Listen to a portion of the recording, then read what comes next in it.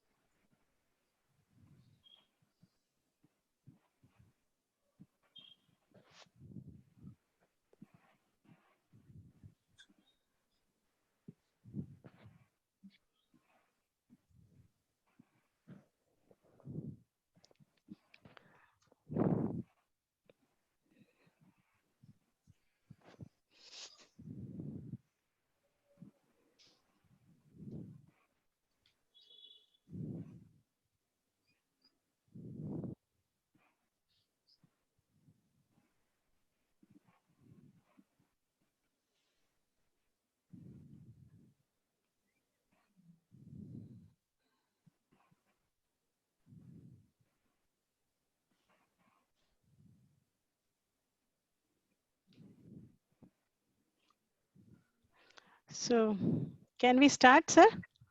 Yeah. Yeah. We are going live now. Good evening, everyone.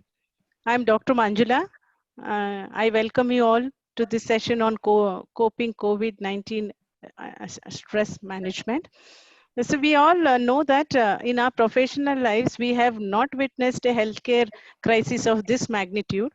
As COVID-19 caused by novel coronavirus is sweeping the world across, causing more than millions of cases, more than lakh death, more than 200 countries being involved.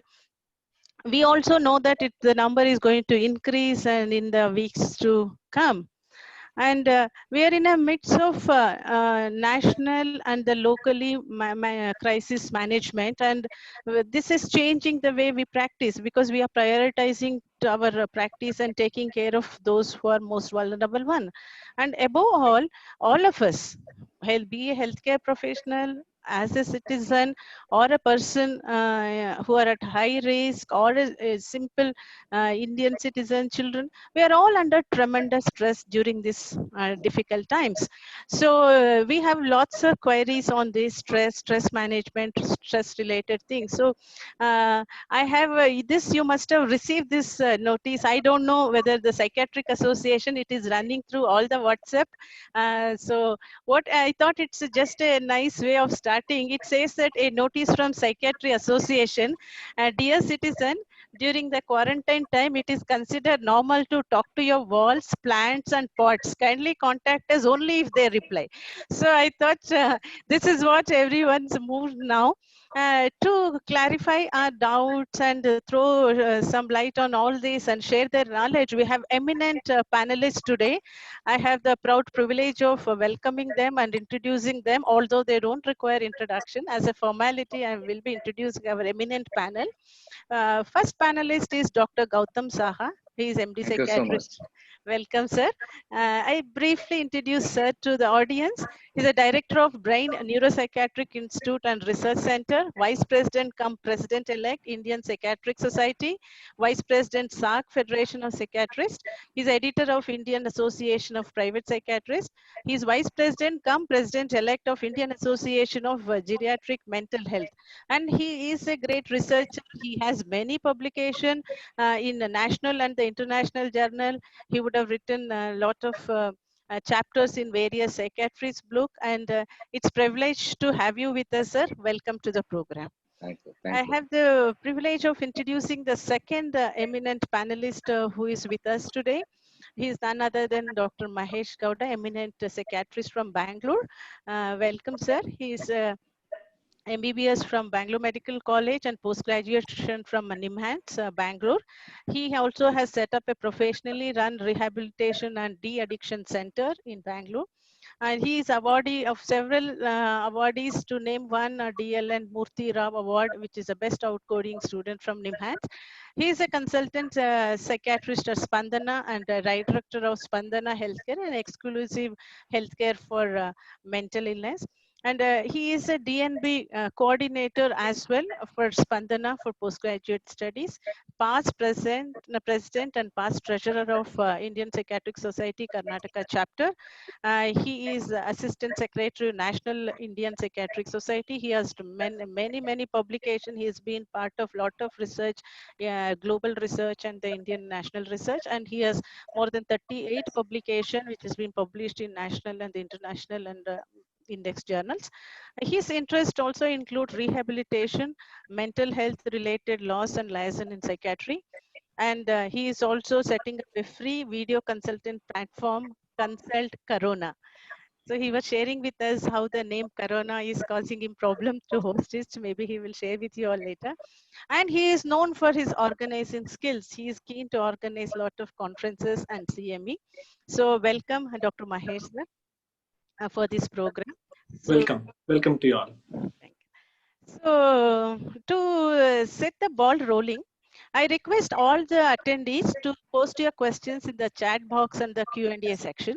To set the ball rolling, I just briefly start off what is known today. Next slide, please. So what we all know that, can I have the next slide, please? The No, okay.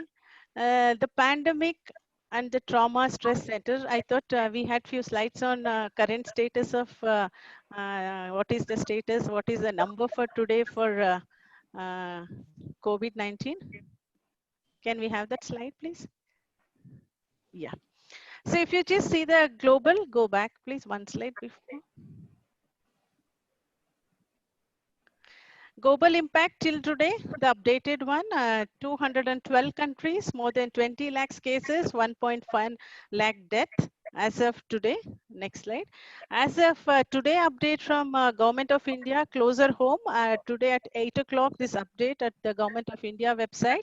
Active cases, more than 10,477, and cured or discharged 1,488, and deaths 414. So this is the scenario, and those which are seen in the red hotspot, etc., has been shown as of today.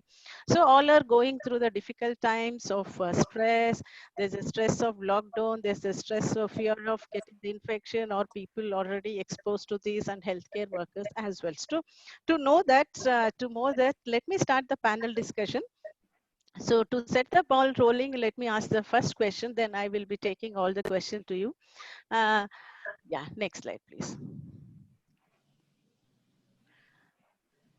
Sir, we all know Dr. Gautam Saha, I would like to ask you first. Sir, in the psychiatry, and there are a lot of literatures available that pandemic, and there is whenever there is a pandemic, it can result in traumatic stress event. So literature says it can cause sleeplessness, anxiety, depression, various, etc. So could you tell us which group of, or which subset of people will be more mentally affected from this pandemic? If you want to know that, I must tell that every group of population are affected by it. It is not any specific group, but definitely the people who are much vulnerable to the stress are affected much more than the others, like people with pre-existing mental illness, those who have, and the children and kids, elderly people, and especially people with disability. This special group of the population are very much vulnerable to stress in this COVID-19 area time. Definitely, they are most vulnerable. Okay, right. Sir, Dr. Mahesh sir, see, we have seen in the various data which is available, previous experience of quarantine when the SARS outbreak came in, which says that the data from SARS outbreak and the quarantine shows a negative outcome. So there was a lot of pandemic related stress reaction. Patient used to have nausea, GA, sweating, lots of dizziness, to name a few, elevated BP, etc. So according to you or your experience, which is the most common short-term or long-term health disorder that affects people who are in quarantine? If you just look at what's the statistics that you gave us, out of the total 130 crore population, you're talking about only 10,500 active cases. All the other people are actually asked to stay at home, self-quarantine, or somebody could be in a quarantine facility. So it's such a huge number. And whoever is already ill has a different set of problems, but somebody who's anticipating a problem and being in quarantine, there's a huge stress on them. The stress could be a simple thing like the way you discuss sleep issues, anxiety problems, a lot of worry, feelings of boredom, they don't know what to do. And Dr. Gautam Saha explained that, everybody under the earth is definitely prone to get into stress, and they definitely have the problem of negative outcomes of a pandemic. None of us have actually imagined that, we could witness a pandemic. We all have read in our textbooks, trying to understood what these words mean. And we've been thrown into words like pandemic, lockdown, seal down, all these things have come in, and it has made a huge impact in terms of the physical health, mental well-being, and people staying at home. People thought that they could be comfortable staying at home, staying in their own house and staying in the same roof. They thought that they could be really happy and enjoy the life that really they wanted.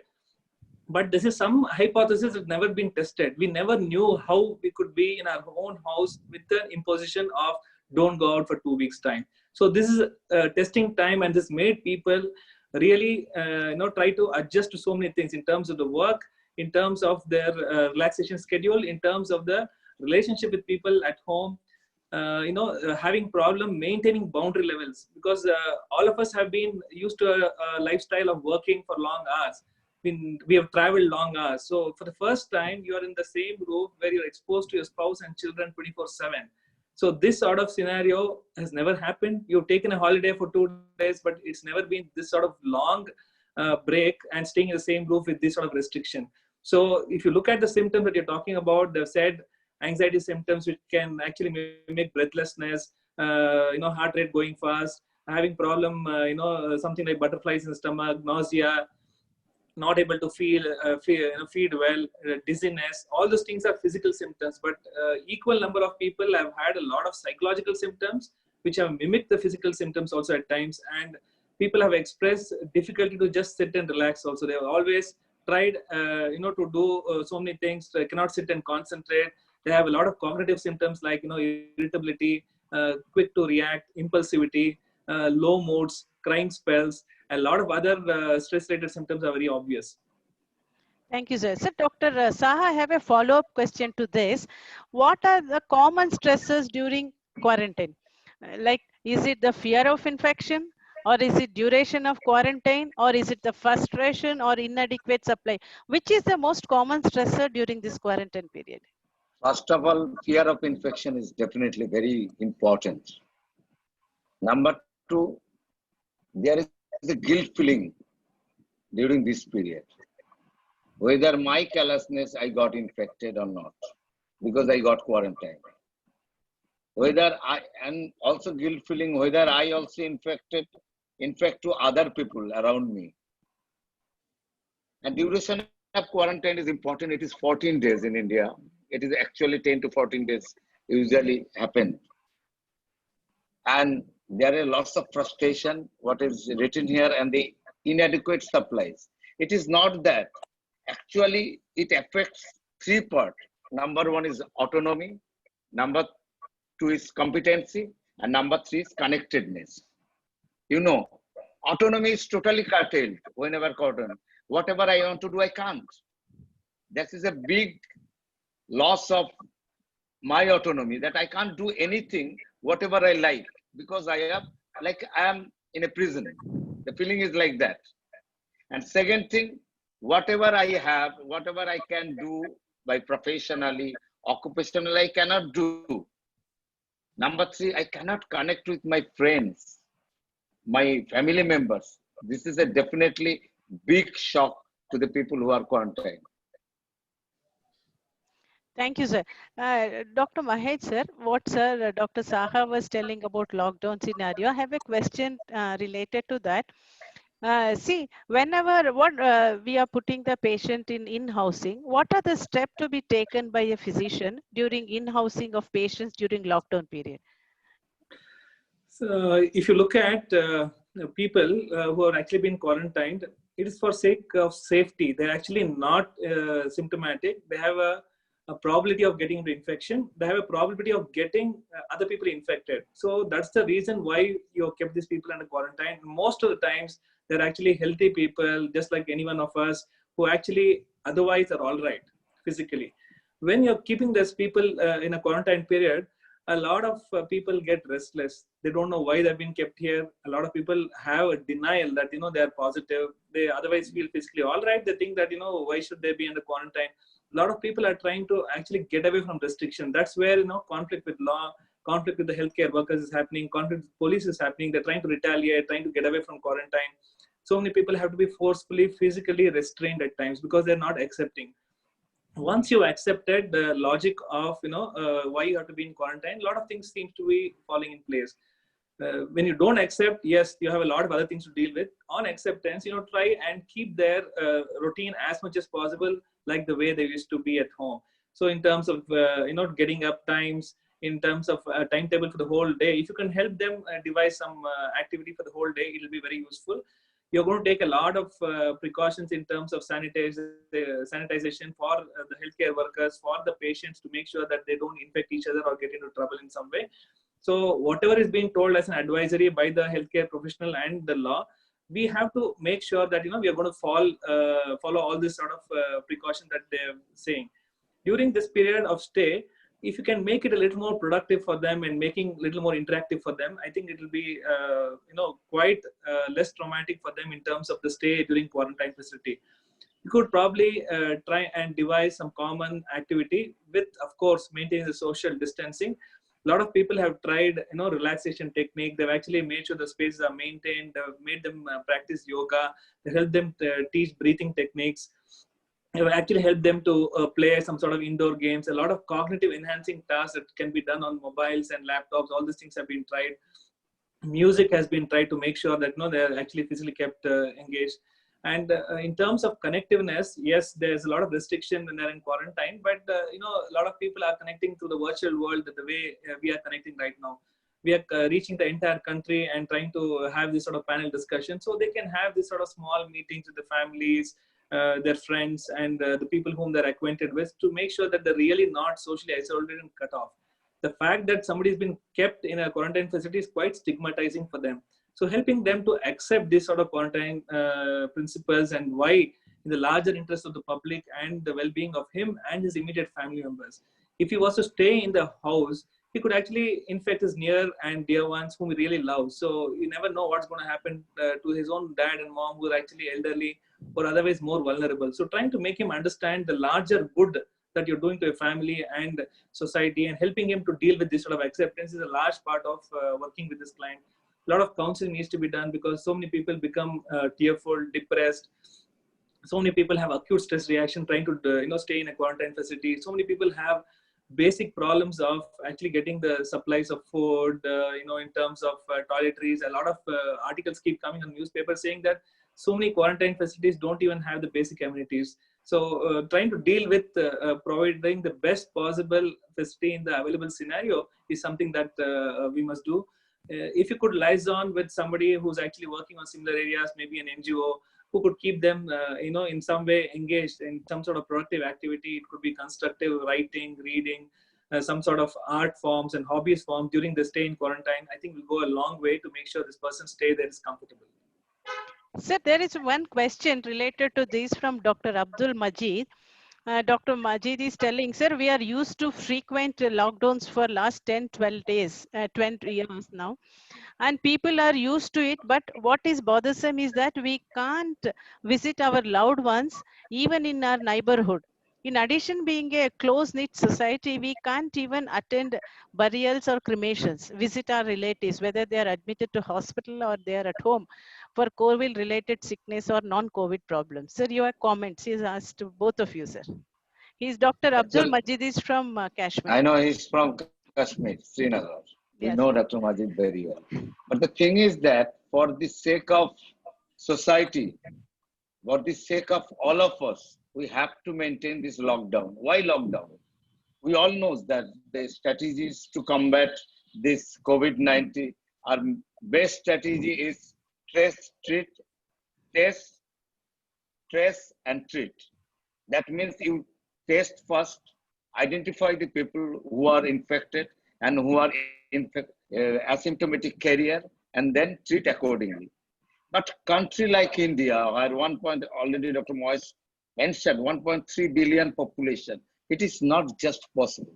So what we can do lockdown and social distancing. What we are right now, what we are doing. But the thing is that if you follow the procedure, if you follow this social distancing, if you follow the lockdown procedure, so you have to forgo these things. You have to adopt this situation for few months or few weeks for the betterment of the society, for betterment of all of us. That's my answer. Mohesh, you want to add something? Yeah, Dr. Majid, I think your point is really valid because if you're talking about lockdown, who better than somebody staying in Kashmir talking about it and talking about the trauma that they go through? For us, it's a learning experience, but staying in Kashmir, I think a lot of things are, a common scenario, would have got used to it. But I'm actually looking at a scenario where we have a huge population, we have a severe dearth of manpower, we have severe dearth of the healthcare facility. If you look at ICU bed and all the equipped hospital beds that we actually hardly have anything to even deal with 2 to 3% of the victims that can get into this huge population of 130 crores. So just to make sure we are more prepared and just to make sure that we have sufficient time to build our healthcare facility, I think they've tried to use this lockdown. And during this lockdown, yes, there are certain short-lived trauma, difficulties, and hurdles that all of us are facing. But I think for the larger good of society, as Dr. Gautam was saying, this is a very limited time, and all of us have to join hands to make sure the strategy really works for a country like India, because nothing else will work. It's a huge population.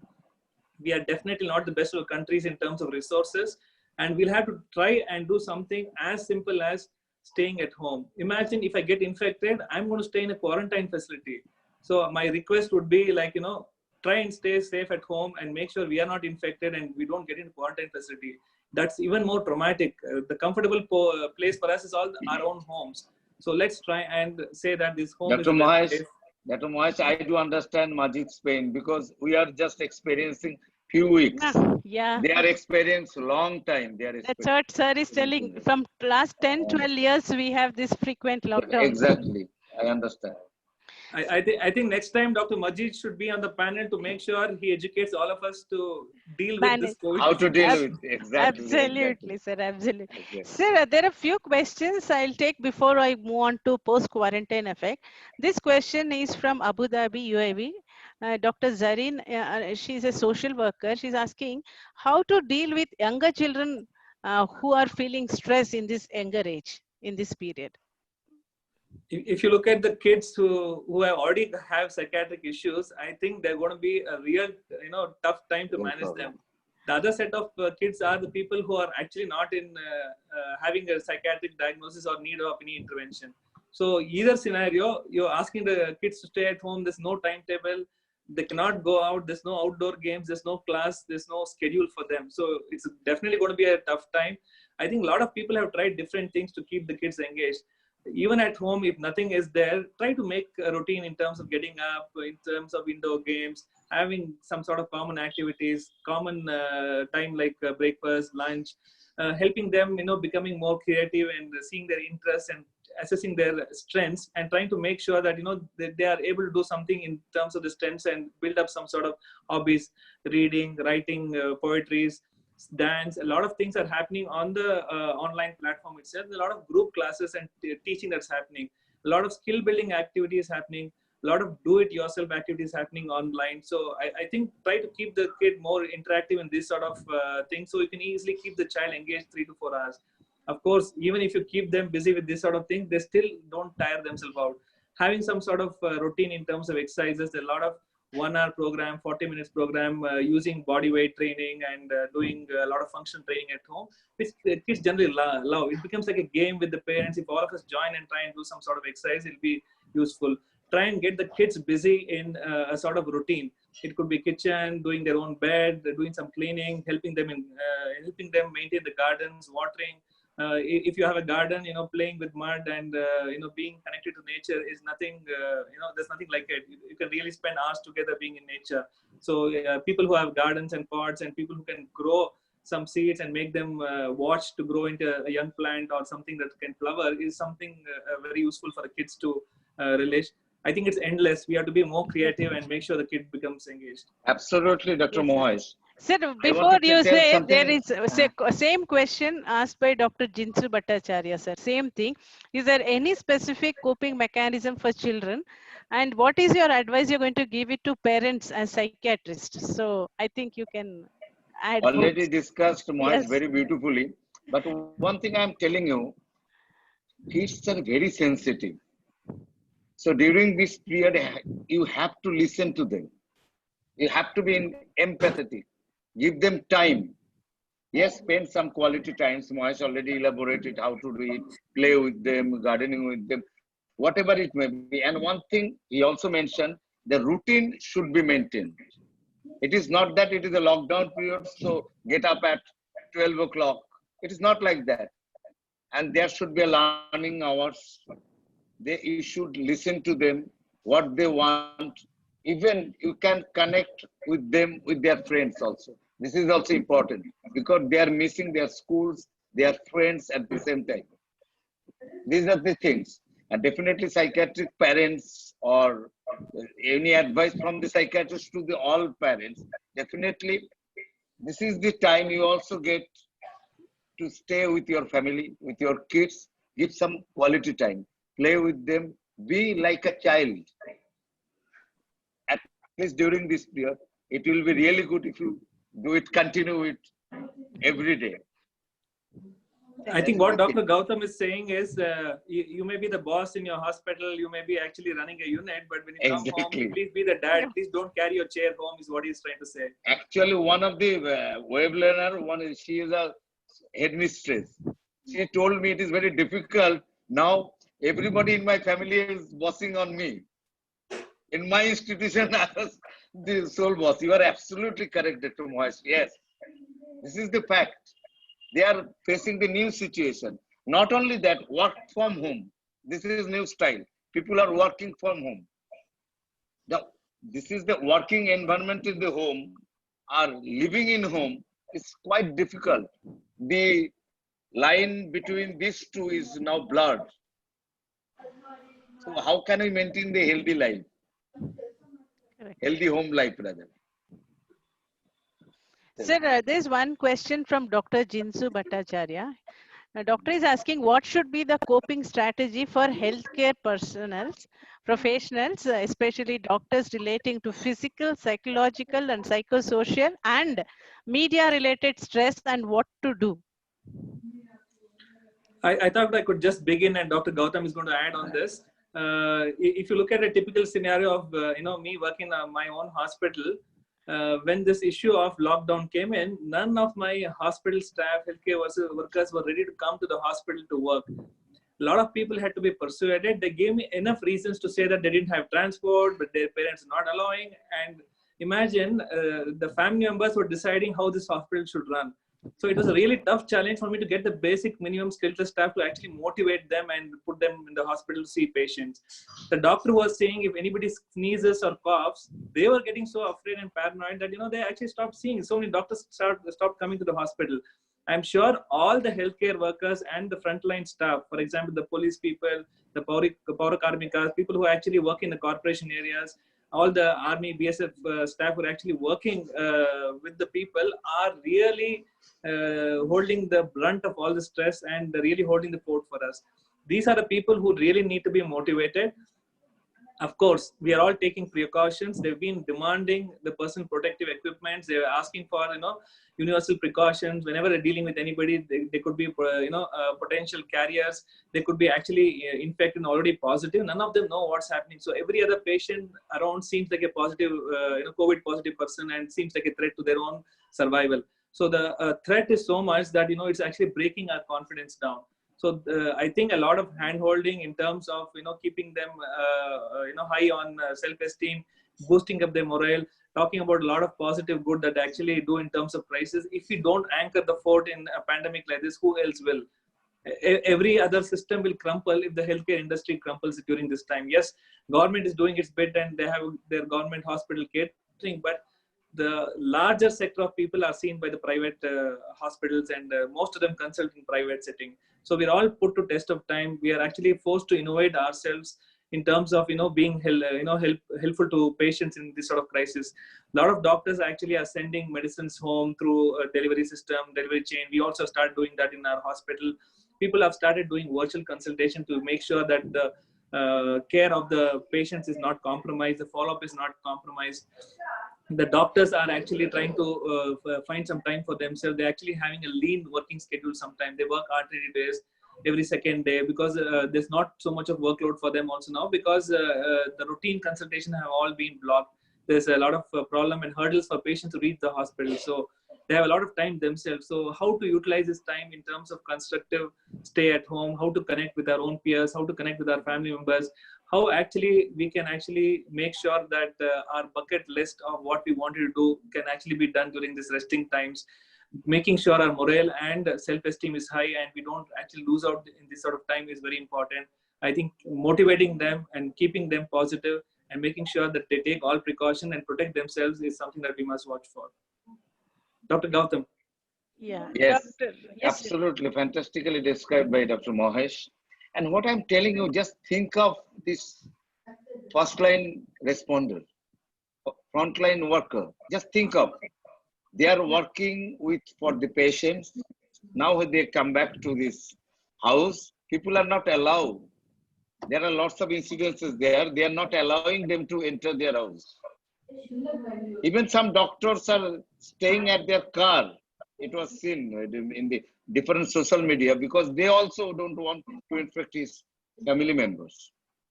So what a mental condition they have, and they are sacrificed. Kudos to them. And definitely, whenever they get time, that should be a quality time. Again, I repeat, at least some exercises Dr. Mohesh mentioned, mindfulness, whatever he can do sometimes, and sleep and nutrition is very important. Should take a sufficient sleep whenever they get, and nutritious diet is very important, and definitely continue his healthy relationship. That is also one of the most important for each and every doctor. sir, I think most of it you have answered. Dr. Anshul Mahajan is asking, he's a consultant psychiatrist, how to deal with fear in healthcare workers, what precaution need to be taken by them? Listen, I thought I'll just begin this. Is it okay, Gautam, I begin? Yeah, sure. Yeah, actually, if you are a healthcare worker, if you want to really motivate somebody, I think leading from the front is most important. In the hospital scenario I was talking about, if I don't go and stay in the hospital, make my presence felt and lead from the front, other people will all really buckle. Making sure we all take precautions, making sure we protect ourselves, provide them with the required stuff, whatever sanitization, mask, headgears, PPEs that they talk about. Make sure that you're actually taking all the precaution to make sure you're protecting yourself, your fellow professional, and being handy to the patients who come to see us. And screening out every person in terms of history, travel, febrile illnesses, making sure they don't have respiratory infection can happen at the front desk itself before they actually come and consult anybody. And making sure the people are sanitized before they enter the campus is something everybody is doing. I think it's become a protocol, and a lot of good things are happening because of this sort of pandemic. We are all really learning how important a microbiologist is in terms of hospital protocols and management. I think we have to make sure we are comfortable, make sure other people are comfortable, and if there are any fears and worries about this sort of cross infection and pandemic related fears that they have, try and address it in the relevant scenario. provide them with the basic statistics or issues with the outcome of COVID. The larger outcome of COVID is everything is all right. Only a small percentage of people really have complication, and very few people die. If you look at 85 people don't have major issues, they don't need hospitalizations at all. A small percentage need hospitalization, and out of it, a small percentage don't make it. So that's like any other illness. Even with the infection like dengue and things like that, people have had this sort of outcomes of 2 to 3% deaths. And I think it's like any other illness, but we are taking precaution because the way the virus can spread is much more common in this pandemic compared to dengue and other related flus. And Yes, Mahesh is absolutely right, because we should know how much lethal this disease. If you consider initially the SARS has come, it is 2002, I think, 2002. What happened? The mortality rate was as high as 10%. In MARS, which is Middle East Respiratory Syndrome, the mortality rate was 34%, but their infectivity, the chances of transmission is much less. It is huge in case of COVID-19, and the mortality rate is, but the mortality rate is only 2 to 4%. We have to think. And above 80 years, the mortality rate is 14.8%, and 70 to 79 years, it is 8%. And 4.6% is about 50 to 60 years at my age. And Moy says it is 0.2%. So don't get worried. What I am telling you, be alert, but don't be scared. This is the message, not only to the health professionals and also to the general population. We should not be panicky. After that, definitely to bring out from this fear, you have to protect yourself first. Whenever you need PPE, you have to do that. Whenever you need sanitization, whenever you need your mask, you should wear that. If you protect yourself, then your fear will be less. But definitely it is related to the administration also, how much they are supplying the kits to you. That's what I can add. Thank you. So, Dr. Saha, there is a question from Dr. Prashant Agarwal. How and what to explain worker class people so they don't panic? Worker class people also panic, but they are more anxious because of their food. You just think of the economic condition of the country right now. Those who are daily wager, their income has stopped. The government are declaring that they are getting foods and everything, but if you, in the rural area, if you see, there are very few people are getting all these foods, what amount they are saying. This is the practical fact. So I request all the NGOs, all the people who can help these people right now should help. They are thinking about their stomach than getting infected. It's true. Mahesh, please take something. I think if you look at the working class, the labor workforce, or the migrant population, their set of problems are totally different. Somebody who's really educated has an access to a lot of literature, a lot of statistics. Still, these people, after knowing that the risk is still lower, but still are more worried. The learned class also are the real worried lot. It's very difficult to handle compared to the class of working force that we're dealing with, because they seem more suggestible, but the learned people who are access to net are the people who are more concerned and worry, and they're going to find enough reasons to keep their worry maintained, and they're going to take excessive precaution more than required. And these are the people who actually are more prone to get into breakdown also, is what I think. The more they know, the more they're finding reasons to get worried. That it's not knowing more from net or leading the statistics is really not helping them. It's making them more worried, and they may succumb post pandemic, is what I think.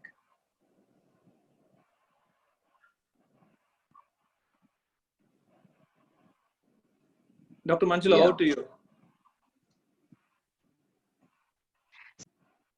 Talking on quarantine, there's a question from Dr. Srinivas Kulkarni. What are the chances of exacerbation of symptoms of pre-existing psychiatric illness during quarantine? If so, what are the likely ones to be? There I are think, few go ahead, there are Gautam. few studies in the Chinese population. In this period, almost one study shows that 29% of the people have a anxiety disorder. This is a fresh case, and 30% have a depressive illness. But there are few studies which shows the pre-existing illness will recur and relapse also in this period. So it is very important to take care of this. Nice, Lisa. I think if you look at the scenario, we've had some data from Chinese subcontinent, and Indian Psychiatric Society has actually initiated study on the patient population. A lot of people are trying to see what's the impact of COVID on the healthcare workers in terms of the psychological well-being, stressors, anxiety, their psychiatric diagnosis following this pandemic. There's also a lot of people who are also trying to look at what's happening with the existing inpatient people in the long-term care facility who are in rehabilitation setups and rehabilitation centers and hostel facilities for mental illness and things like that.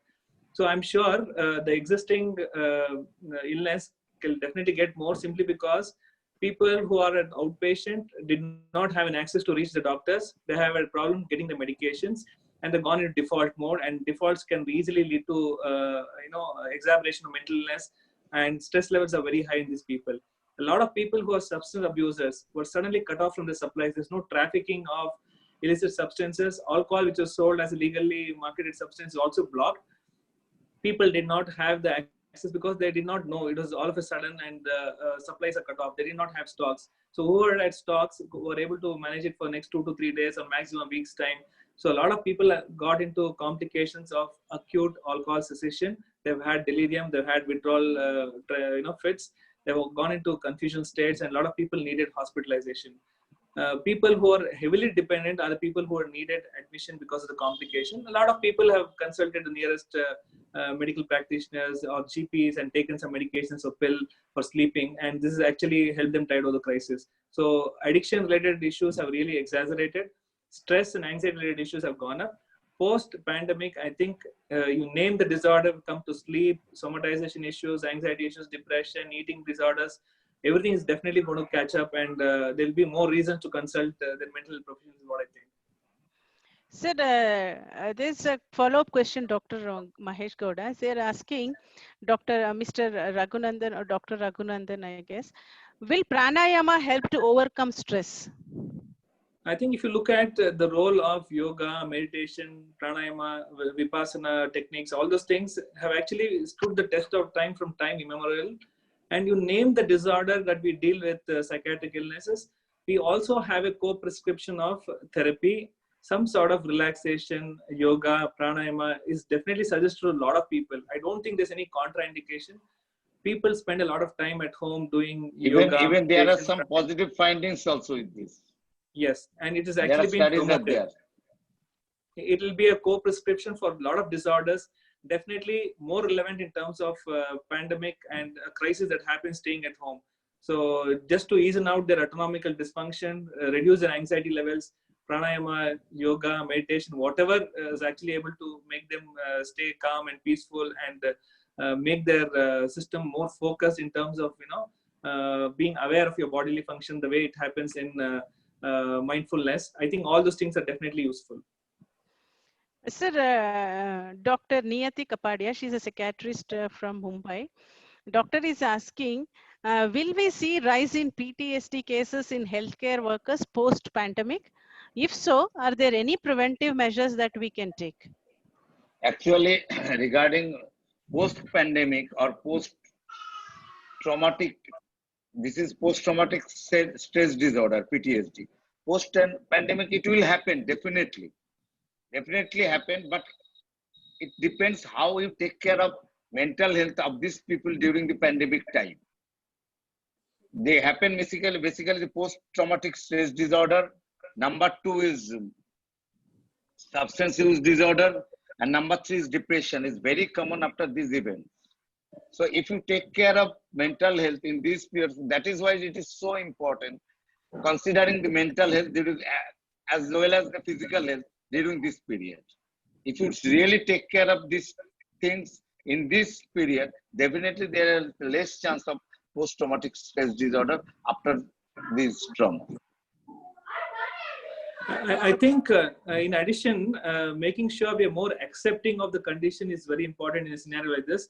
The nature of the stress is definitely humongous. None of us were really prepared for this. But to make sure we anticipate what can happen because of stress and make sure we are more prepared in terms of our physical well-being, mental well-being, making sure our routines are not disrupted.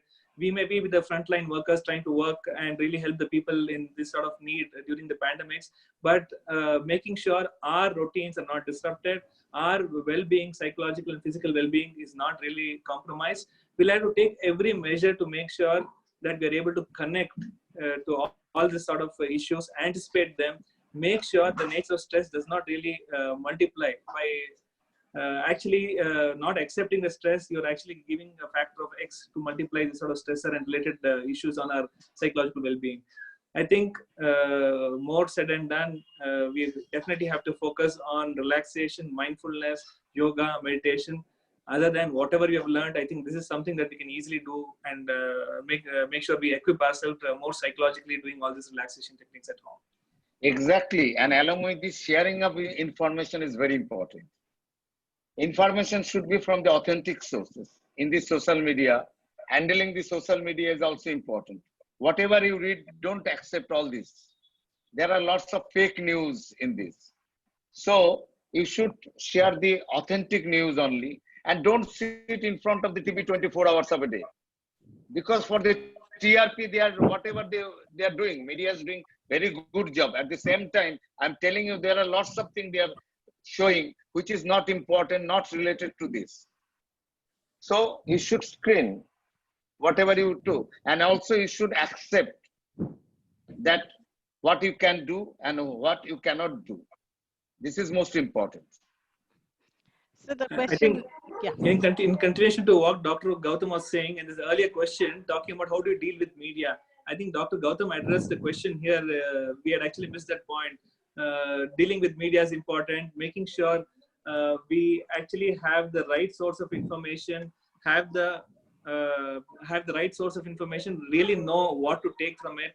If you don't have a TV at home, I think you're more protected. You know what to really need and where to read. So in my house, we don't have a TV for the last 20 years, so we don't really see the news. So we really read the newspaper and we really read what is there in the net when we want. Otherwise, we are really. Once I just remember one of the during the Test cricket, Indian Cricket Control Board decided that not to don't allow any person, any cricketer to see the TV during that period because there are full of negative reports for the sake of the team. So this is right now, there are lots of negative reports they are showing round the clock, showing the positive reports also, but most of the negative reports. Very relevant. Very relevant to make sure we actually show how many people actually got recovered, how many people who are actually doing well. We have to really remove the stigma factor. Otherwise, we are definitely going to increase the stigma factor with COVID. I think the people with HIV are more comfortable compared to people with COVID nowadays.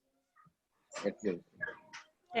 So there is a question from Dr. Anshul Mahajan. He's a consultant psychiatrist from Ludhiana. He's asking how to handle domestic violence during lockdown. Who will take? Yes, sir. I'm telling you, domestic violence is very common in this period. You know, the first week of the March, it was recorded, the women crime cells, it was recorded that the case of domestic violence was 115. And the last week of March, it is 257. It is increased because of this period, because the mental condition of the people who have really bad during this time, they are irritated, anxious, in a lockdown phase, they are 24 hours with these people, and their chances of, everybody will experience it, in my house also, that there are lots of conflict in between, they are coming in front of. But the people, you should tackle this. We are interfering with the jobs of your spouse, which is usually you are not doing that. And you are irritated also because you are not working, you are not contacting with your friends. This is every house is happening this, and the violence is definitely increased, domestic violence during this period. But you should be cautious. So mental health is so important for keeping this in a right track. Vash. I think during period of lockdown, what's also complicated the violence and this sort of issues with the spouse is also the substance and related issues. People who are Yeah. in substance withdrawal are the people who are more at risk of actually harming somebody, harming themselves, and actually getting violent, irritable because they're in withdrawal phase. A lot of people are confused and actually have really hit spouses really hard. And the police commissioner's office has helpline, and the women's helpline says they get at least 25-30 calls every day about domestic violence. And Dr. Gautam And most specified, of them are online, they are complaining. yes, and a lot of issues are there because of boundary violation issues. We must understand we are all married, and if you have to be happily married, we are not 24-hour spouses, we are only 8 to 10 hour spouses. Our boundaries are only tested for 8 to 10 hours. And in this sort of artificial lockdown period, you're forced to stay in a contract for 24 hours you're not actually signed up for. But I think me and Gautam have agreed that we'll be 24 hours good spouses. We don't step on each other's boundaries. Yeah. Good one, sir. Sir, going to post-quarantine effect, there are the available literature source from the previous pandemic that MERS, H1N1, Ebola. Most of these study reported a negative psychological effect, including post-traumatic stress symptoms, confusion, and anger. And a lot of other stress included, that stressors included the longer quarantine period, fear of infection, etc. So could Dr. Saha, can you tell me how to improve the quality of life during and post quarantine period? Post quarantine period, there will be fear also that I am okay, but I don't know what about my family members, what about my parents if they are old, what happened. And at the same time, they are also confused how the society will accept him because he was under. There is a stigma working behind this. All this causes the anxiousness or anxiety because, and that's why we are suggesting them just talk to you yourself only and tell that at least you don't have, and you can be a help. You can help with help to others also at the same time. And it is not that you have done something wrong, and you do continue your normal life. Maybe whatever Dr. Moyes told that in the morning time, do some exercises, mindfulness, pranayam, yoga, whatever it may be. And if it is lockdown period, spend quality time with your kids, with your family, spouse, and if your parents are there to do that. And if it is lockdown is over, go to your office, mix with others, and tell whatever it may be. You are nothing wrong with you. So you can continue your normal life. That is advice I can give you. Moise. I think we must always not look at a quarantine or a COVID sort of pandemic situation always negative. There's a lot of good that is happening because of this sort of pandemic.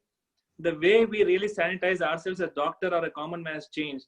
I don't think we are ever going to take out our mask whenever we're dealing with somebody with febrile illness or somebody who's coughing and sneezing, which we never did. I'm sure I'm not going to forget cleaning my hands every hour or every second hour to make sure I'm sanitized. I'm not going to touch my unnecessary objects around without a need, and I'm going to make sure that this sort of sanitization really becomes a part of my life. So we have to try and adapt, and humans are always known for their ability to become more resilient and cope with the stress like this. So the more we are more accepting and more we prepare and more we actually anticipate a lot of trajectory outside this quarantine period, I think we'll be more adapted. Our routine should not be accepted. If you think that you have a stable job, somebody's not going to sack you, I think you can do nothing and stay at home and relax the whole day if you are comfortable with that. There's no stress that you have to actually keep doing something, be innovative, achieve something during the quarantine also. Not doing something during quarantine is also all right. But if you're in a job which needs skills upgradation, if you think that you may be fired from a job or you have to look for some new job, staying in this sort of situation at home, you can try and upgrade yourself, do some certification courses, make sure you're planning for a job crisis. You may have financial issues, job crisis. So anticipate all these things. The biggest hurdle or difficult issue post-quarantine will be a lot of physical changes that can happen in terms of where you stay. Can you really afford a home, financial stability, job security, all these issues. So I think we'll have to work at all these things to make sure we are not thrown into surprises post-quarantine. We'll have to work towards making sure we anticipate and have this sort of comfort in dealing with the crisis of finance or job. Sir, the next question is, can a patient with existing psychiatric illness have an exaggeration of his disease due to COVID? I will also add this a question of Dr. Parul Prasad to this. Doctor is asking, from a theoretical point of view, how do we differentiate the fear of contracting COVID-19 in general population to hypochondriac in the psychiatric patient? I think Dr. Mahesh, you can start, and Dr. Sahu can add up to that. I think pre-existing psychiatric ailments is definitely going to have a downturn. There are going to be relapses. People are going to have more symptoms. A lot of people will need dose corrections, adjustment. A lot of people who did not, take medication, who are not able to reach to you, are the people who are going to come for inpatient care. You have to be prepared to gear up your setup in such a way. Now you're working in lean staff. You're going to have a lot of people rushing in. So this is what I anticipate. If the lockdown period is eased out and you allow people to move the way they want, I'm thinking that you're going to have a lot more workload is what I think. And people having previous illness is definitely going to lead a lot more hand-holding and care during this post-pandemic times. What is the second question that you asked, Dr. Manjula? See, I asked about can patients who had, it's a hypochondria patient. It's a question from Dr. Parul Prasad. How do we differentiate a fear of contracting COVID-19 in the general population to hypochondriasis? I think if you look at most anxiety disorder, it's just a continuum. It's a spectrum. Somebody with worry, just worry, which can be reassured, is something at one end. And the other end is where somebody has a worry about illness and his conviction is so strong, you cannot shake him in spite of having alternative explanation, giving you enough reasons to say that he's physically healthy and all right, give him testing reports to say that everything is all right. So his system of thought can be so fixed, it can become a delusional disorder. What you're going to see in between is just a health anxiety issue, somebody who borders on to hypochondriasis, somebody who can actually go into having a delusion of having COVID in spite of actually not having illness. I think the patients are going to lie anywhere in the spectrum. Somebody who can be psychologically comforted and relieved by just reassurance and really not worried about it is just health anxiety issues for me. In spite of giving a lot of reassurance, if somebody really entertains the possibility of a diagnosis in spite of all negative reports and still not amounting to delusion, I think he would be hypochondriacal. The fear of getting illness is something all of us have. But the magnitude in which we are going to act out on all these sort of beliefs is going to decide whether I'm in the delusional spectrum or hypochondriasis. So Dr. Saha, yes, to add to that, there's one more question. Dr. Rajiv Mehra is telling suicidal behavior is increasing pre-existing psychiatric patients. Your comments, sir? Yes, sometimes because it is a stressful event and it definitely aggravates the pre-existing condition. Already they have the disease, pre-existing condition aggravated. There are studies which shows that not in this COVID-19 era, but previous studies showed that the suicidal ideation is increased during this period. And definitely you have to take care of that. That is why I am telling you, you should talk to them. Whoever in your house, you talk to everybody. You should know what is going in his mind. That is most important. And if you find something like that, so you should take care of this. This is a part of, if there is a suicidal intention, definitely you talk to your nearby health professional, psychiatrist, psychologist, whoever it may be. This is very important. This question from Dr. Anshul Mahajan, can COVID-19 trigger OCD symptoms? Dr. Saha, you want to Actually, what I'm telling you, as repeated hand washing is one of the typical symptoms of obsessive compulsive disorder. Here, government or administration asked me to do, health professional asked me to do the same thing, repeated work. Repeated hand washing is not compulsory OCD. What I am telling this, there are lots of symptoms associated with it.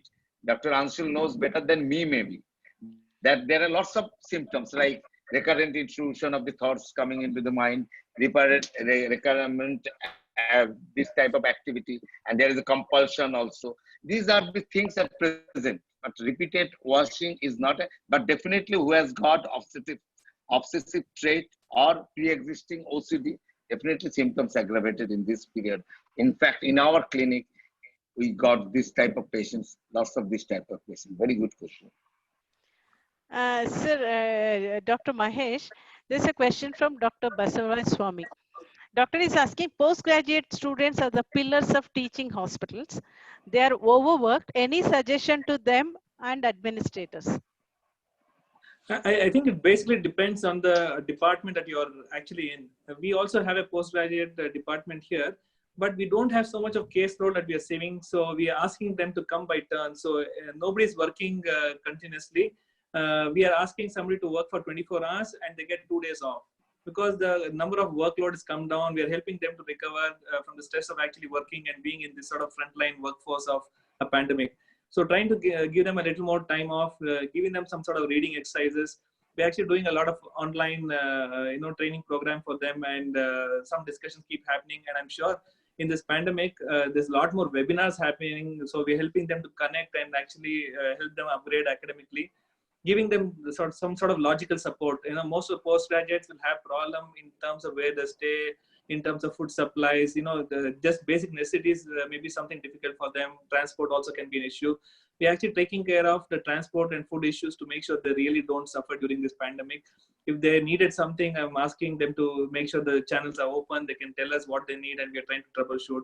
And we being a good example to stay with them and work and do a lot of hand-holding to help them develop confidence to deal with the stressful situations goes a long way. I think we have to be a good teacher during this sort of crisis. We have to help them out and make sure they don't buckle under pressure. They have long working hours, but the number of patient load other than a fever clinic is really come down. We don't really get a lot of elective patients volunteering us. Dr. Saha, this question is, with the stress level show any effect on the immunity of patients, particularly in chronic conditions like hypertension and diabetes? Listen, regarding immunity, is definitely stress and depression, it decreases the immunity. It is definitely there is a relation between the immunity and the stress and depression. And regarding the hypertension and dyslipidemia, you mentioned, no? Yes, sir. Regarding the hypertension, is definitely any anxiety provoking situation or any anxiety can increase your systolic blood pressure. So you have to be cautious during this period, and diabetes too. Yes, sir. Any anxiety level, your blood sugar level will be high.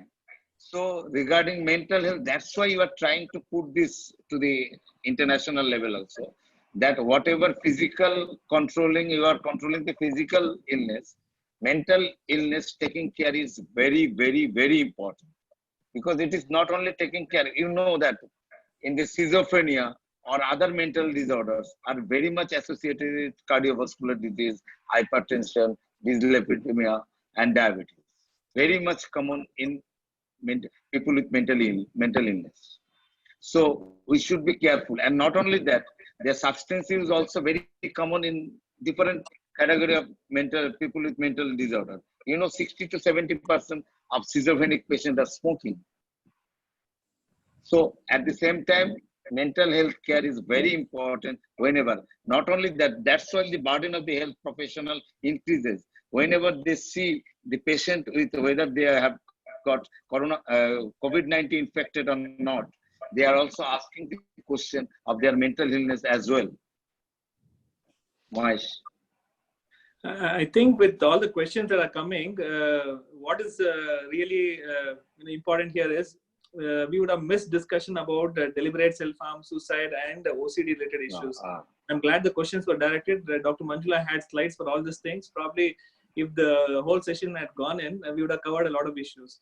All physical ailments have a psychosomatic component, whether diabetes, hypertension, bronchial asthma, You're talking about gastritis, you're talking about gastric ulcers, you're talking about inflammatory bowel diseases, you name it, everything has a psychosomatic component. So when the anxiety levels goes up, I think a lot of body systems are definitely going to suffer. Immunity is one among them. And the way we respond in terms of infection and how we respond in terms of the immunity and related response to fever or any other microbial organisms and infection is definitely going to be different with people with stressors and no stressors. People having a positive mindset, people who are extremely grateful about what they have, and people who are more optimistic, and people who are exercising, people who are physically fit in terms of the metabolic parameters have a different curve of immunological response when it comes to fighting a pandemic like this. None of us really had previous exposure to an infection like COVID-19, but our past infections in terms of febrile illness would have sensitized us in some way. Something related in the same family, I think the immune response is much more quick in terms of peaking. By November, December, I think all of us are going to have some sort of small doses of infection of COVID-19 in small doses, so that we all develop herd immunity is what I think.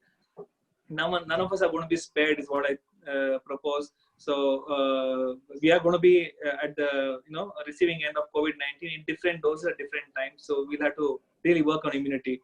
Talking about food, preference to vitamin C related citrus fruits, all those things they say, gooseberries, all those things help build up immune response.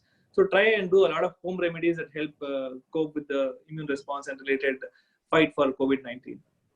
So there's still another 4-5 question. Can I go ahead and ask them? Yeah. I'm okay. Dr. Gautam is okay. Okay, fine. No problem. Right. 1 hour. Yes. Sir, this from Dr. Bhattacharya, he's asking for elderly people how to decrease the stress and how to deal with them in this period. In India, it is very important. You know that it is the second largest country of elderly people, above 60 years. And the more than 80% staying at rural area, and 73% are illiterate. So it is very important for elderly people. The most important thing is this social isolation, loneliness affect very much to the elder people. So what you have to do, other family members should give maximum time to them. Try to understand their emotional status. Try to understand their mood, whether they are become depressive or not, and talk to them, make them active, suggest them, do some exercises, what you used to do. Sometimes some places morning walk is absolutely stopped. They are used to do it. Let them walk at least indoor if outside is not allowed. All these things, they should maintain the proper, and definitely sharing of information is one of the most important. And especially tell them it is nothing to be worried. We are all alert, because fear of death is very common in elderly people. So we should take care of this. Mahesh. I think Dr. Gautam is the best person to say all these things. He's the president-elect for the Geriatric Society. I think it came from the horse's mouth. I have nothing else to add except that the people in this category are the people who are really prone for any sort of psychological complication, because all statistics, every other media is saying that elderly be careful, elderly are going to succumb, elderly are not going to make it, and you are the guys who are going to die and other people are going to live. So this is really created panic for them, and they know the age is catching up with them. They know the limitations in terms of their efforts to fight out a pandemic like this, and I think that puts them into a lot of risk to get into trouble. And I think not only that, Mahesh, I am telling you, only 14.6% above 80 years are died. Right, sir. But the media is telling like after 80 years, if anybody infected the gun, it is not like that. But Dr. Gautam, media is telling that in Italy, if after 70 somebody is infected, they are not getting admitted in the hospital. It's true, but the mortality is not as high as we are thinking. But if you look at a developed country where which has also some limitations because of the current pandemic, they've had some internal protocols where they say who has to be resuscitated, who has not to be resuscitated. So anybody who's elderly, in terms of protocol, in terms of statistics, in terms of media, all the inputs are who has to be careful. The elderly has to be careful. I don't think media has helped them to stay relaxed. The statistics is something that is making them look at who are dying is the elderly who are dying. So that's making them really more worried, is what I said. And they are very much worried about elderly because one British media, somebody is appealing to the people. This is the high time we should separate young people to the elder people. Correct. That was advice given sometimes back. Sir, it brings me the next question on in COVID-19 patient with existing mental health. Any titration or alteration of the antipsychotic medication is required? What do you advocate, sir? Yes, yeah. because Dr. Mohash also mentioned, in this period, the pre-existing illness is sometimes aggravated. So according to you have to titrate the medication, even in psychotic episode also. Dr. Mohash. I think we don't have to blindly have a protocol to adjust everybody's doses. We just evaluate them, wait and watch and see what happens, see them on follow-up. If the sleep is something that's really disturbed, these are the people who may have some exacerbation of symptoms. So I think somebody who has a good 6 to 8 hours sleep, who's able to really have a routine, may not need a dose correction. We have to wait and watch and see. It's all going to be a testing time for us as psychiatrists. How we adjust to post-pandemic crisis in terms of the challenges is something we have to wait and watch. And then the research that's happening with IPS, a lot of participants are there. With the outcome of the research and results, I think that can also add some direction of what we need to do in a crisis and what are the challenges that we may have post-pandemic. Okay. In fact, for these people also, from Indian Psychiatric Society and the National Institute of Mental Health in NIMHANS, Bangalore, we are serving the people via telemedication, telemedicines, and telepsychiatry, counseling people at the free of cost. We have different social media, we have give our ad, and Dr. Mohesh and his group also make an app for this. We are really working on it. We hope that we'll do something, able to do something for this population, and in future also we are taking some good steps.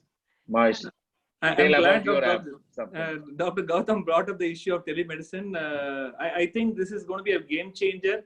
The number of people whom we consult on telepsychiatry is definitely going to increase. I'm thinking that at least 30 to 40% of the patients, the routine patients whom we see, may opt for telemedicines and telepsychiatry is what I think. So in this direction, we thought that we should do something, and we've been really working hard. And we found a very catchy name called Consult Corona. Corona was the Hindi Corona, which means just consult. But I got into trouble, and none of the Play Store and all the approval authorities are allowing me to host that on the Play Store. They're saying it is related to pandemic Corona, and they're putting a lot of queries and hurdles to me. Once it's up and ready, I think all of us should use it because it's a free platform for the patients and doctors. Doctors can charge a fee for the patient if the patient pays for it, and we don't have a cost for it. We hope to sustain with an advertisement and support from pharma. Somebody has to pay the cost of maintenance and video consultation. So the pharma is what we are requesting them to help us out with. And I'm sure this is going to be a popular app because none of the other apps are given free. It is going to be at least 15% of your consultation fees cut for maintenance of the app. Here we are saying pharma pays for it. I'm hoping that pharma friends pitch in and share my expenditures. I've given a model where if X is the money that is being spent on maintenance, I'm asking pharma to say, please divide among yourself and help me run this app for a year's time and let's see what happens. So I have enough people coming forward. I hope to run it. It's not in the Play Store, but you can download it from a website called consultcorona.com. It's already there. The Android version is ready. I'm having problem with iOS as usual. Anything to do with an American company, I have a lot of hurdles. They're not allowing me to host it. So it's there in the website. You can download and start using it. It's a free version. Only issue is it's not there in Play Store. I have hurdles to clear. I'm still working on the paperwork. Sir, both of you brought up on the telemedicine, and we have a lot of physicians and cardiologists have also logged in, and a lot of telemedication consultation is going on. I cannot hear anything. I don't know. Some problem is there, I think. Is it? Am I not audible? You're audible, ma'am. I can hear you. Okay, right. Sir, in the era of telemedicine and in future it may go up, and I told you physicians and cardiologists are also logged in. What are the warning signs of stress that they should not miss in patient during telemedication consultation, sir? I think in telemedicine, there's a lot of limitations just because we are not going to have an access to really see the patient face to face and evaluate physically. And anybody whom you're going to consult post pandemic, I think it's good that they consult somebody in the nearest hospital or a medical practitioner who actually gives you the physical data in terms of investigation, the physical well-being. And a lot of anxiety symptoms can mimic COVID symptoms. So somebody who's anxious can really come up with so many complaints and can be really misleading. So post-pandemic, I think there's a need for more focus on physical evaluations to make sure the patient is really all right. And after the patient is stabilized, I think telemedicine is definitely going to really work in our favor and the favor of the patient, because staying at home and consulting at your doorstep at a time that the patient wants is something that's going to be unique. And the patients really had to wait 3 to 4 hours to see a doctor for 3 to 4 minutes. So a lot of people felt unfair, and time is money. And nobody really has the time to really spend and wait for a doctor. So I think having video consultation is really going to serve the purpose. Sir, Dr. Abdul Majid has asking, how do you reach out to patients, particularly fresh patient who call and seek help? You exactly don't know, can't ask, and even if you ask, you still feel a gap. And in history taking, what is a profile, exact medical and treatment history? I feel it's very difficult to fresh patients whom you have never seen, who don't have treatment records with them. Sir, your comment, sir. I think if you look at what telemedicine can do is, it can make it easy for the patient and the doctor. But if the doctor is not comfortable seeing a patient for the first time, this is definitely not the platform, because this platform cannot be used for emergencies. This platform cannot be used for somebody whom we cannot diagnose and whom we are not comfortable to treat somebody without actually physically evaluating them. It cannot be a substitute. So please use this for a follow-up consultation. Make sure you're really comfortable using this sort of platform. And if somebody consults you on a video consultation, if you're not comfortable prescribing, not all consultations should have a prescription. So you can really tell them how they can seek help, or do a lot of psychoeducation work, encourage them to come and meet you in person, give them a convenient time to seek a one-to-one consultation, and never prescribe if you're not happy, because the onus is on the treating doctor once he prescribes. And we all are going to be bound by the telemedicine guidelines, which got recently amended. And what you prescribe, whatever you're documented in terms of diagnosis, the liability that you're going to have is not going to be different from what you have in terms of face-to-face consultation. If the patient had consulted me in my clinic, I have an X amount of liability. I have the same amount of liability in this sort of consultations. So you never can take a risk. If you're not comfortable, please don't prescribe, but see them. Because it can be a free platform, it can be a paid platform. You have to tell them that you're available. You can connect to them. You're not comfortable with diagnosis and treatment, so you ask them to come and see you personally. Right. Sir, that I also want to say, when you said Dr. Abdul Majid to join for the next, he has commented always there. He'll always come. Hello, can Okay. you hear me? I can't listen to anything. Sir, am I not audible? Audio problem, I think. Okay. Audible, madam. अच्छा अच्छा sir आपका कुछ audio volume increase करना I think sir we will go to the next last one question. What we have discussed a lot of things, and I think as a closing comment, because most of the things we have covered, everybody is facing certain amount of stress, anxiety, grief at this time, but some people it hits harder than others. So what do you want to tell those people who require additional help, or what is your advice to them, sir? Dr. Gautam, I'll wait for you. I think he's not able to hear, I think.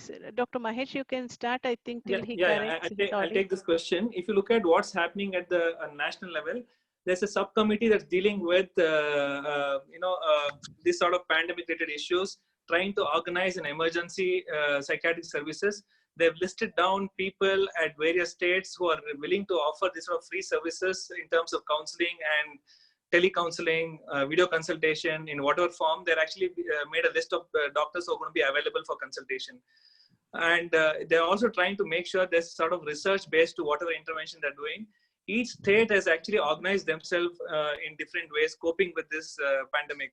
If you look at the state at which I belong, Karnataka has actually made a nice team, a team of 80 to 90 people who are actually answering calls on telecounseling platforms. There's a helpline created called 104. So anything that deals with psychological stress, they're transferring the call to one of these doctors, and generally each doctor is getting around 4 to 6 calls is what I'm being told. Based on the convenience, if one doctor does not pick, the call gets routed to the next doctor who's available. So they're actually been available. Every medical college hospital is actually doing a lot of work in and around. Every government hospital has done a lot of work. In Karnataka, we have a district mental program which is completely implemented, and all the people at the grassroots level, the psychiatrists are really doing wonderful job, be it in terms of awareness creation, helping them cope with stress and anxiety, dealing with problems with substance abuse, dealing with actually related to dose adjustment. All these things is actually happening. In terms of emergency, I really don't know the impact on suicide attempters and people who actually really attempted suicide. But substance-related crises have really increased, and that is there for the last 2.5, 3 weeks. So I think most states are doing a lot of work on similar lines, is what I think. Dr. Saha, Yes, can you hear? I do agree with Mohesh.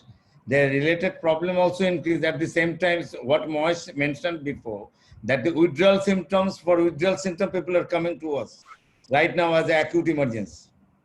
Delirium tremens, like alcohol withdrawal, and there are those who are taking opioids. There are lots of people are coming right now because of withdrawal, because they are not getting their substance right now. So psychiatrists are playing in every state, I think, are playing a very important role to controlling all these things. If you actually look at why I actually thought of this app, is also because of the emergency situation. Patients were not able to reach me, and actually we were not able to really make a lot of difference in their lives. So having a preparedness in having video consultation platform is what I thought was relevant, and being resilient, we have to adapt. So I'm trying to promote video consultation. So our app is one of the good options, and innovation for a pandemic like this is what I would say. Too much, because it's the future actually, future medicine. In fact, telemedicine was not in India before March 2020, because March 2020 there is a definite guideline by Medical Council of India, but it was practiced in different parts of the world. But there is some confusion, some conflict. Even in USA, there are some parts they still are not allowed telepsychiatry or telemedicine. But gradually people are adapted, and this is a definitely very positive steps by Medical Council of India, and definitely I thank to Mahesh for his energy and for his initiative, definitely. Dr. Sahu, are there any sites or center that you can provide psychiatric assistance to emergency psychiatric condition at regional level? Listen, in regional level, there are institutions, basically those medical institutions are there. Every medical hospital have the psychiatry department. They are still open. Psychiatrists are there still in this period also. In fact, in our personal level, those who are doing private practice for emergency patient, the clinic is open. Even in my clinic, I open it every day except one day in a week. Every day we are opening for 3 hours for emergency patients. Sir, there are a lot of comments. Dr. Mahesh, you want to add to that? I think, as Dr. Gautam said, most doctors have actually offered the services for emergency, and they have been available. All medical colleges are functioning with lean staff. So any emergency, the nearest possible medical college hospitals, the district mental programs, any private center where the psychiatrist was seeing, most of the time they're available, if not for the full duration, at least for a partial duration, like 3 to 4 hours.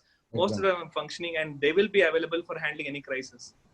So there's a lot of comments coming here. Very interacting, very interesting session, very informative session. Both the panelists are highly knowledgeable, and it was a very nice, very interactive session today. So thank you so much for all the panelists for wonderful information and session. So these are the comments. So that brings to the end of session. Sir, before we close, I would like to have closing remarks from both of you, to both, because there are doctors also who are logged in and also patients. What is the some strategies you can say for all the healthcare workers? They are under tremendous fear, anxiety, stress, sleep disorders, etc. How to come? Some tips to say to them, and also for the general public as well, how to overcome, any tips to or some activity you tell them to overcome the stress management in these difficult times, sir? In a I life, think Yes, Dr. I Sahu can first. say Yeah. any struggle, any war, you can win if you have a good mental health. So keep mentally fit, do normal life, and exercise whatever already we mentioned, we discussed in detail, and be happy and be safe. Be alert, but don't be scared. Mm. Nice. I think very nicely summated. We all have to have good mental health and make sure we really enjoy what life is in store for us. You may finally catch an infection, you may not catch an infection. You have so many reasons to die. So the chances for dying will not change just because you had a pandemic. It's a very small increase. So we'll have to learn to accept the outcomes of pandemics. And if you're the chosen one in terms of lucky dip and lottery to get it, you may still get it in spite of taking all the precautions. So what is there with us is making sure we take precaution. Don't get scared. Don't panic. Don't stop your practice. Don't say that you're not available and you want to wind up. A lot of people think that seeing patients is detrimental to their own health and they don't want to continue seeing. So I think we should not make such sort of drastic decisions. Stay happy. Stay safe. Stay at home whenever needed. Be available for patient whenever is needed with protection. And pandemic will come and go. That's the law of nature. It will have corrections. It's definitely going to do a lot of good to us also. And even if you think that you're not doing anything productive in your pandemic times and if you're just lazing around, it's okay. You have really worked hard for the rest of your life in the past. So you have time to relax now and enjoy your life. So take it easy. It's okay. Not that every day has to be productive and every day has to be something that really must be big achievements. It's okay not to achieve for the next 1 month. So stay happy, do everything that makes you confident and have a routine and make sure you're really doing something that was there in your bucket list. Don't complain that you didn't have time from now on. God created this pandemic to give you this extra 3 to 4 weeks of bonus time to spend with family and other things that you wanted to do. So please catch up on your times. Thank you so much, Dr. Gautam Saha and Dr. Mahesh Gowda, making it very, very interactive. And you gave a lot of tips both to healthcare professional as well as how they can tell it in turn to their patients and their family members. Thank you so much. And also, I would like to thank all the participants for making it very interactive, asking a lot of good questions and making it interesting. Thank you so much. I Thank request Mr. Ganeshan also to thank everyone as a vote of thanks. Thank you, both of you. Great pleasure. I think both the speakers did a fantastic job, and of course, as expected. And I think the questions were also sparking a lot of, sparking the panelists to I mean, they were for their skills were and knowledge was actually brought out. So fantastic. I think overall the experience was great. So I should thank both the panelists, Dr. Manjula, Krishna, and all the participants for having come and been with us for the last 1.5 hours. Thanks a lot, and have a great time. I think, as Dr. Shah said, the going may get tough, the tough will get going.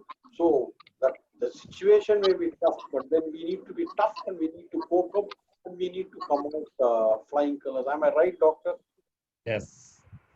Thank you, sir. Thank you, Thanks a Bala, Thank lot. you. for Thank organizing you. such an excellent program. Thank Thank you, you, sir. Raj Thanks a lot. Bhai. I should thank you, sir.